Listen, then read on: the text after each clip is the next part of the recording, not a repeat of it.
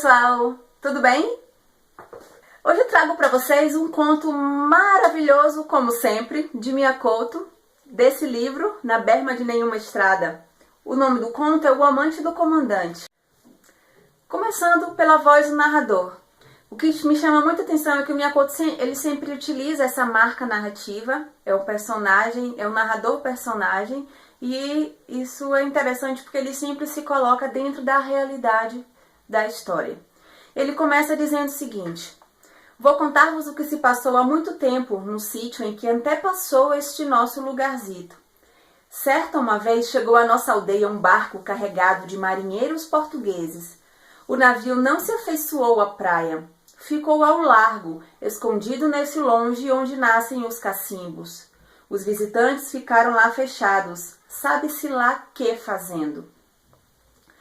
É sabido já, que é frequente nas narrativas do Mia, essa colonização dos moçambicanos pelos portugueses. E, não diferente aqui, ele vai falar também sobre essa presença do português no ambiente dos colonos, que são os moçambicanos. Então aqui ele vem dizendo de um navio de portugueses que se aproxima do vilarejo deles. Então, eles não atracam, eles ficam mais afastados e alguns dias depois um barquinho ele brota, ele sai desse navio com alguns soldados e eles vêm até a margem e desce um negro. Aqui diz que ele vem acompanhado de um negro. Olha só como ele diz: até que dias passados do grande barco saiu uma pequena canoa que se aproximou da costa.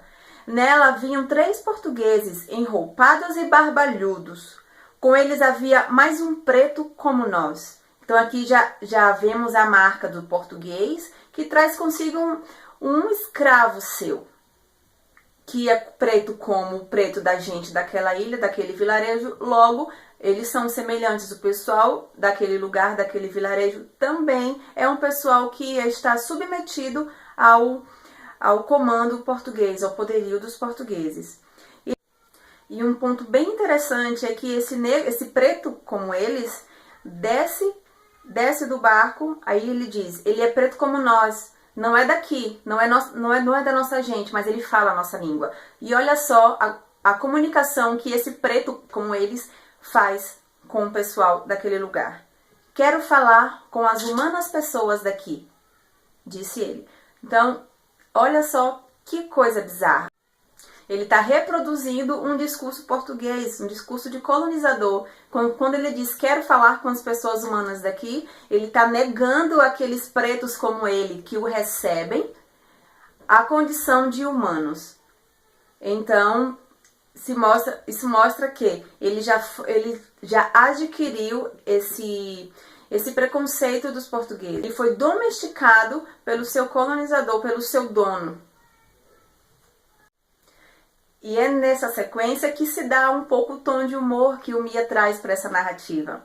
Aí ele diz que ele dá a seguinte mensagem: o comandante do navio carece de um homem, urgente e imediato. Então o pessoal que recebeu ele ali ficou na dúvida: mas um homem para quê?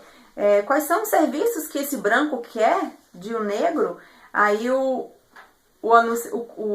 comunicador fala de amor, serviço de amor. Sim, de amor carnudo. Ele quer dizer trabalho de rasga-panos, espreme corpo, afaga suspiro. Então aqui a gente já meio que dá uma risadinha, que acha graça, né? Porque o cara chega lá, o português chega e ele quer comer a mulher, ele quer pegar as mulheres dali do lugar, dos colonos, dos nativos. Não, mas o comandante quer um homem. Então eles estranham: nossa, mas ele quer um homem? Pra quê? E ainda perguntam, meio que sem entender de nada. E aí o cara fala: não, ele quer um homem mesmo, de amor carnudo, que faça um trabalho de rasga-panos, afaga suspiro, espreme corpo. E aqui o povo tentou endireitar o entendimento. Ele tentou: não, rapaz, mas o que você quer mesmo é um homem? Não seria uma mulher cheia de polpa e sumo? Não, ele precisa ir de um homem. Um homem, sim, um homem, e de preferência um que fale uma porçãozita de português. Então aqui ele pede um homem, algo que já não estava sendo esperado pelo pessoal ali da ilha, do vilarejo, e também que fale um pouquinho de português. E aí começa o desespero. Aí eles dão um recado: entram no seu barquinho de novo e tchau, e voltam pro navio. E aí começa o desespero daquele povo daquela ilha, daquele vilarejo. Então os mais velhos se reúnem para decidir o que vão fazer. Eles chegaram a cogitar a possibilidade de mandar uma mulher para ver se realmente, porque se o comandante tivesse enganado, se a mensagem tivesse sido feita de forma truncada, e eles tivessem mandado uma mulher, eles mandassem uma mulher, de repente o comandante percebesse, se realmente fosse uma mulher que ele queria, de repente daria certo. Mas aí também eles ficaram com medo do castigo que poderiam receber. E aqui eles tinham muito medo dos portugueses. E olha o que eles dizem: não se queria ofensa com os brancos. Então os mais velhos decidiram mandar o que o comandante queria. Mas então, quem nós vamos mandar para satisfazer os desejos carnais desse comandante? E nada mais nada menos que a Josinda. Sim, Josinda, uma moradora daquele vilarejo que se vestia como homem. Ela diz o conto que ela era meio termo, ela era mulher quase homem, ela era meio termo carne e peixe ambivolátil. Ela já teve filhos, mas mesmo assim ela tinha um jeito mais grotesco, ela se vestia com as roupas do pai e ela parecia sim ser homem. Então os mais velhos do vilarejo chamaram-na para uma reunião e comunicaram que ela teria que ir para o navio para satisfazer os desejos do comandante. Ela estava sendo solicitada. E algo bem interessante é quando os meninos eles vão chamá-la, eles falam: Josinda, venha nas pressas, está a ser precisada com os brancos. Aí ela fala: então espero que eu vou puxar lustros nos meus panos. Ou seja, aquela coisa, são os brancos que estão me chamando, então espera que eu vou me ajeitar para me apresentar de forma mais agradável. Então já tem aquele temor, né? Quando se trata de brancos, já paira um medo, já paira aquela preocupação em não desagradar por medo das consequências que se pode sofrer. Mas aí os meninos dizem: nada disso, você vem assim mesmo, dessa forma, porque é mesmo dessa forma que se queria que ela fosse. Vestida como homem, ela estava vestida com as roupas do pai. E aí ela diz o quê? Mas assim, com roupas de meu pai, pareço mesmo ele. E sua preocupação quando ela fala, mas mesmo assim com roupas de meu pai, pareço mesmo ele. Aqui eu já vejo um pouco do traço desse tema da identidade com o qual Miyakoto costura as suas narrativas, a sua escrita. Mas com as roupas de meu pai eu tô parecendo ele, o que se entende disso aqui. Mas eu não deveria, então espera que eu vou tirar essa roupa, eu vou me vestir como a Josinda, eu vou me apresentar como sendo eu. Mas não era isso que se queria. Então os meninos falam: por isso mesmo, a propósito, você vai dizer que se chama Jezequiel. Aí que vem o interessante desse diálogo. Ela diz: Jezequiel? Por que Jezequiel? Nome de macho tão feio. Ou seja, ela não se importou de ser chamada, de ter que se passar por ter que assumir uma outra identidade. A preocupação dela foi a beleza que não existia no nome. Jezequiel, nome de macho tão feio. Ou seja, ela já parecia um macho e ela não se importava em parecer um macho. A preocupação dela aqui foi a escolha do nome. Então os meninos falaram: os portugueses gostam muito desse nome. Então ela foi, se apresentou aos mais velhos, esses anciãos, eles deram todas as instruções a ela, falaram que ela teria que se portar com um pouco mais de grosseria, que falar um pouco grosso, ser um pouco ríspida para parecer de fato um homem. Rasparam-lhe o cabelo, colocaram uma roupa de homem e mandaram a Josinda, o Jezequiel, lá para o navio do comandante. E aí então, dias depois, eles recebem esse barquinho, trazendo a Josinda de volta. E então ela chega numa situação muito, muito deplorável. Olha o que diz o livro. Josinda estava de pé dentro do barco, embrulhada nos panos. Só os olhos espreitavam, mas esses mesmos olhos se repletavam de água. A mulher chorava, coisa que nunca lhe fora vista na vida. E assim em pranto ela se afundou silenciosa na escuridão. Os velhos assustados se despediram dos portugueses, sublinhando nos respeitos. mais uma postura aqui de submissão. Eles receberam a sua Josinda machucada, não estava vestida, que diz que ela estava embrulhada em panos. Então, e em pé no barquinho. Eu consigo visualizar essa mulher em pé, chorosa, toda embrulhada em panos, toda machucada, toda violada e desesperada e super triste, mergulhada em sua escuridão de tristeza e silêncio. E esses velhos, o que é que fazem? Eles não questionam os soldados. Mas o que foi que vocês fizeram com ela? O que foi que aconteceu? Eles apenas recebem a Josinda assustados e se despedem dos portugueses, cheios, dispensando bastante de respeito. Ou seja, com medo de questionar, eles não fazem nada, apenas recebem-na e ficam com ela e se despedem dos portugueses. E aí então, aqui diz depois que bateram nela assim, ela apanhou e por isso que ela estava daquele jeito. Dias depois, eles voltam, o barquinho com os portugueses volta para a costa e todos pensam que eles vêm para matar. Eles dizem, quando eles visualizam o barco se aproximando com os soldados, eles começam a se reunir aos montes e falam, eles vêm nos matar a todos.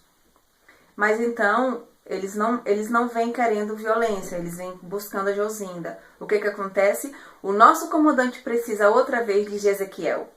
Pera lá.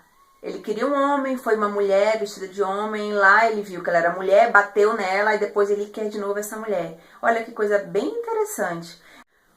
O comandante ficou louco por Ezequiel, por Josinda, então ele manda os seus soldados para buscá-la novamente. Eles buscam, eles oferecem dinheiro em troca, desesperados eles vão à casa de Josinda e não encontram.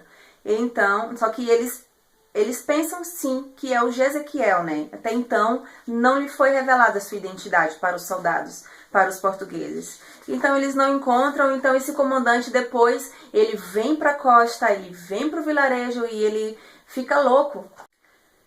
Louco, desesperado por Ezequiel, esse comandante vem para a terra. Ele desce e diz, era madrugada quando se viu desembarcar despenhado e despenteado o lusitano comandante. Então o cara vem atrás do Ezequiel, que diz que ele saltou, ficou em água, ele saltou em água, avançou por terra firme, tresdoidado, e ele indagava por Ezequiel, ele rondava em círculos e todo ele fora de órbita. E ele ficou esgotado ali, ele desmaiou ali, ele ficou ali, ele amanheceu e ele não quis ir embora. Então ele decidiu o quê?